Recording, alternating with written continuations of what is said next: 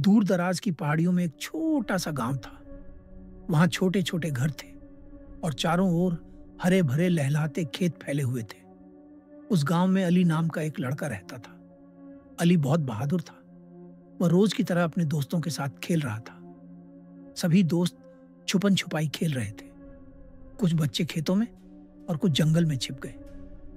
अली भी उन्हीं बच्चों के साथ जंगल की ओर छिपने चला गया। जंगल में उसे जमीन पर पड़ी एक सुनहरी चीज चमकती हुई दिखाई दी, जो सूरज की रोशनी में और भी चमक रही थी।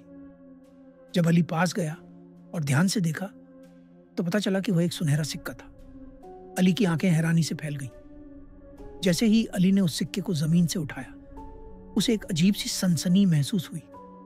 एक जादुई आवाज ने उसके कान में फुसफुसाते हुए कहा, अब से जो भी चीज तुम छुओगे वो सोना बन जाएगी। अली उत्साहित तो था, लेकिन थोड़ा डर भी गया। उसे समझ नहीं आ रहा था कि इस जादुई सिक्के का क्या करे। जैसे ही अली ने वह सिक्का पकड़ा, उसे अपनी आंखों पर यकीन नहीं हुआ। उसने खुद से पूछा, क्या सच में ऐसा होगा? क्या मैं हर चीज को सोने में बदल सकता हूं? उसने जंगल के चारों ओर नजर दौड़ाई और सोचा कि पहले किस चीज को छुए। अली ने सिक्के की ताकत को परखने का फैसला किया। सबसे पहले उसने एक पत्ते को छुआ और वह पत्ता सोने में बदल गया। फिर उसने एक पत्थर को छुआ, वह भी सोने में बदल गया। अली की खुशी बढ़ गई और वह उन तमाम अद्भुत चीजों की कल्पना करने लगा जिन्हें वह सोने में बदल सकता था। लेकिन हर अनुभव के साथ अली को अपनी इस नई ताकत के परिणाम समझ में आने लगे।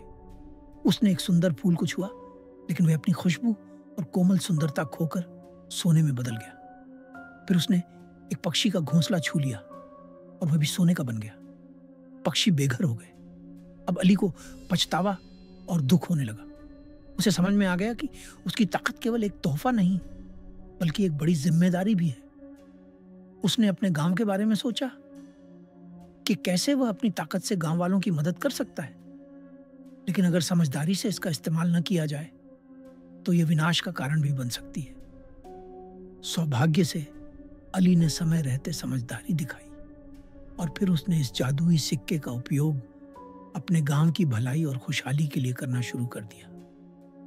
अगर आपको यह कहानी पसंद आई हो तो एक लाइक जरूर करें, सब्सक्राइब करना न भूलें और हमारी कहानियों की दुनिया में आपका स्वागत है।